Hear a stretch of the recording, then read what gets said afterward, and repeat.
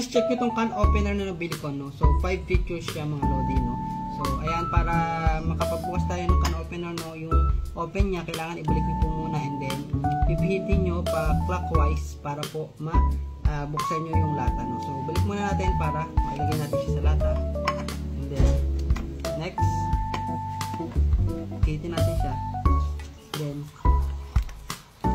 pihitin lang natin siya na ganyan. And then, boom! Ay! Meron! Ayan, bukas na mga lodi na. Ganun lang.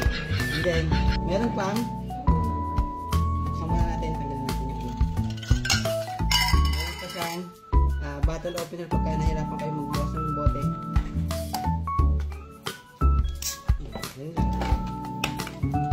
Diba? Yan, yan. And then, siyempre, meron ditong yung bukasan ng mga bote na, alam nyo na, pang beer opener.